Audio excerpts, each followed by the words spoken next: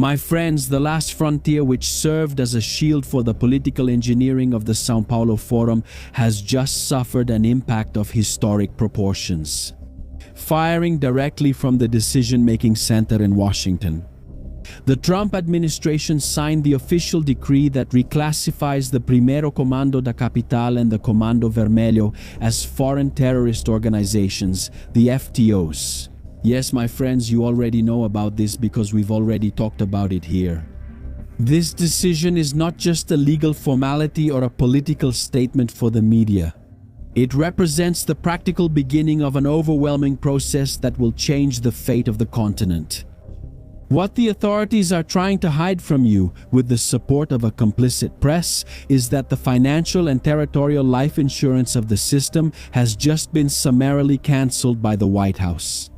The classification of these criminal factions as international terrorist entities cuts off the main channel that fueled the power machinery of dictatorships and aligned governments in our region.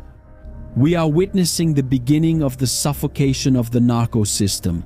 These two structures have never been just law enforcement matters or local drug trafficking gangs. They operate with the real economic guarantee that enables election campaigns throughout the hemisphere, injecting billions of dollars of illicit origin to sustain the political stability of partner regimes. Keep a fundamental question in your mind as you analyze the logistics of this collapse that I am going to detail for you now. And at the end of this video, you will have to give the technical verdict on whether the current scenario points to a complete sweep of these structures or if the establishment still has the capacity to resist. Don't decide before the time comes. The financial connections will change your perception of who really runs the continent. And to understand why this American decree caused silent panic in the country's most important offices, we need to analyze the anatomy of real power on the streets.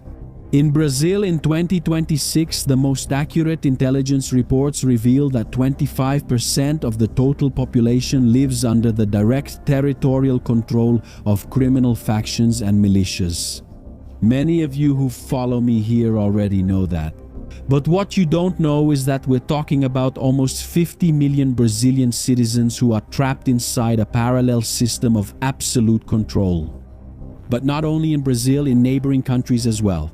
Organized crime in these places has stopped being a clandestine activity and has become the de facto administrator of the territory. They monopolize the distribution of cooking gas, the water supply fees, illegal electricity connections, and residents' access to the internet.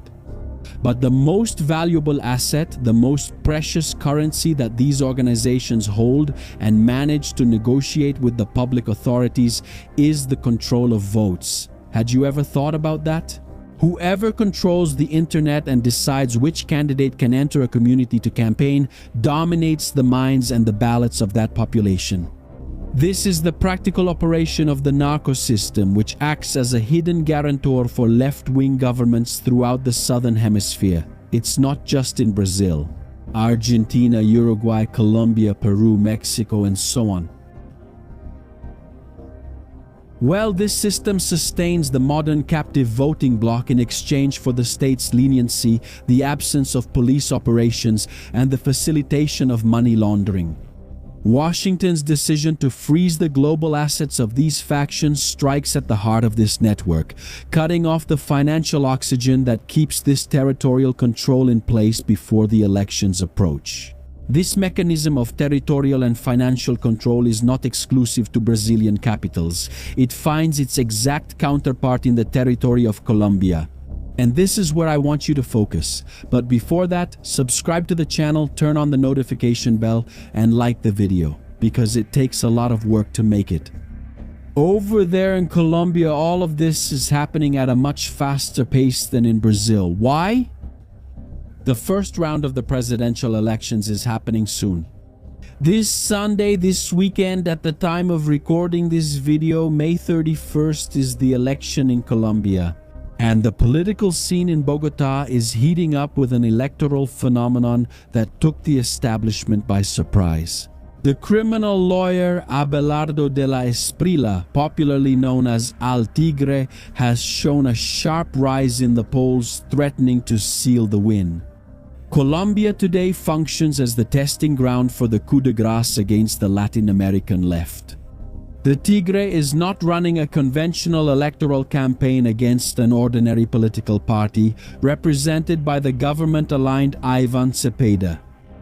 He is going after the entire criminal infrastructure that the leftist president Gustavo Petro inherited from the former guerrillas and the so-called leniency agreements.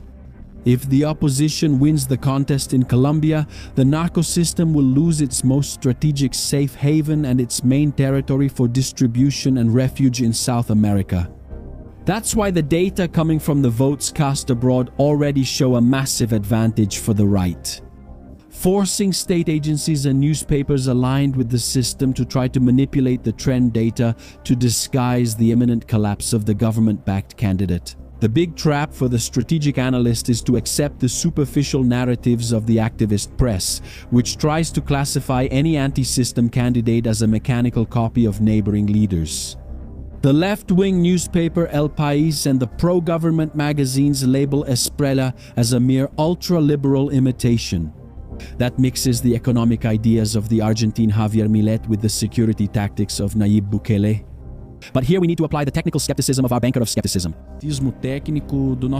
There is a huge difference between calling yourself a reformer and actually having the material capacity to carry out the changes.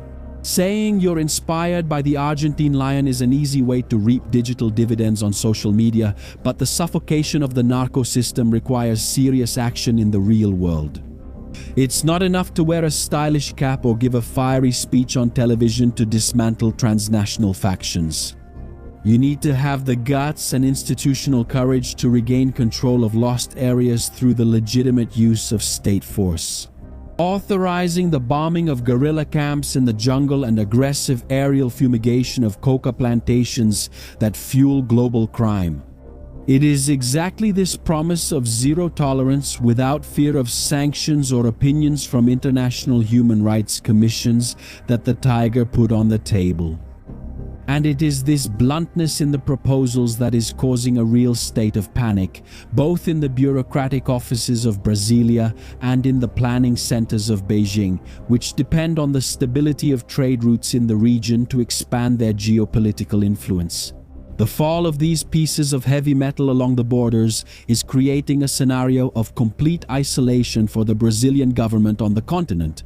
Look at the current political map with a technical eye. The left has lost support and state control in Peru. If Colombia consolidates the opposition's victory this weekend, the Planalto Palace will be formally surrounded by a neighborhood in flames that rejects the ideological playbook of the São Paulo Forum. The system tries to sell the illusion that the left still maintains relevance through the government of Mexico or small administrations like Uruguay's. But the reality is that Uruguay does not have the demographic or economic weight to shift the balance of power on the continent. And Mexico is so tied up and dependent on Washington's trade guidelines that its international room for maneuver is virtually zero under the new American administration. Brazil is turning into an isolated island, and the extreme political violence that marked the Colombian campaign, with the brutal assassination of the opposition candidate Miguel Uribe, who was shot in the head. It's the clearest symptom that the system's oxygen is running out. The narco system only resorts to killing leaders and to terrorism in the streets. When it clearly realizes that institutional fraud and election rigging will no longer be enough to guarantee the survival of its decrees. The violence from the shadows is the last resort of a regime that knows its power infrastructure is collapsing from the outside in. The physics of regional geopolitics shows that the parallel support channels that have kept power centralized in Latin America in recent decades are being shut down. And the suffocation of the narco system is not an isolated event in the Colombian elections. It is the combined result of the international financial siege triggered by Washington and the exhaustion of the electorate, who are tired of living as hostages in areas controlled by organized crime. We saw the impact of the FTO decree on the finances of the São Paulo Forum. We saw the reality of 50 million Brazilians being used as electoral pawns by factions that control basic services. We saw the vertical rise of the tiger against Gustavo Petro's apparatus in Colombia. Now, in light of this in-depth intelligence analysis, the verdict is in your hands. On the other hand, the loss of territorial control and the advance of the opposition in Argentina, Peru, and Colombia indicate a total and definitive sweep of the criminal state model in South America. On the other hand, the violent reaction of the guerrillas and the bureaucratic panic in Brasilia show that the old structures will still mount one last desperate resistance to maintain their power privileges. And I want your technical opinion down here in the comments now. Let's go. If you understood that the fall of Colombia marks the end of the line and the total isolation of the system in Brazil, comment the word sweep. Yes, write it here. But if you think that the territorial factions still have strength and hidden resources to resist this change, comment the word resistance. Write your analysis because the time for armchair commentary is over. Is the stage set? The behind-the-scenes forces are already moving at full speed. But the raw truth is that what traditional media shows you on television is just a smokescreen designed to paralyze your perception. For those who want to understand the real game of power before the structures collapse for good, the path is not in the open networks monitored by the system, nor in some arbitrary decree. That's why we built our Intel bunker. An exclusive platform, a completely censorship-free environment where more than 3,000 elite analysts dissect every geopolitical, military, and economic move, and all of this in real time. We deliver raw information that no one else has the courage to publish on the internet. Access is on your screen through the QR code in the first pinned comment and in the link in the description. We also created a channel for series and movies. No more spending an hour on Amazon, Netflix, or Prime looking for a cool series or a movie your family can watch. So we have exceptional recommendations there, a curation without any nonsense or whining so you can just enjoy without wasting time. Now the link is in the description, in the pinned comment, and also in the card that appears on your screen.